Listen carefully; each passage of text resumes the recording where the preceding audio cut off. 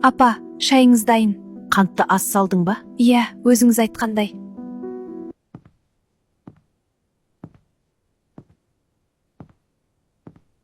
Кешіріңіз, байқамай. Біздің үйде бәрі ұқыпты болуы керек. Мен сізге ешқашан ұнай алмаймын ба? Сен ешқашан жақсы келін болмайсың.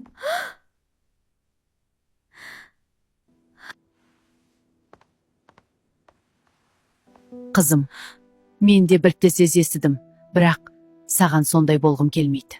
Қолыңды берші. Апа, мен тек жақсы келін болғым келеді. Сен онсыз да жаман емессің. Шайды бірге ішсек, дәмдірек болады. Иә, шынымен дәмді.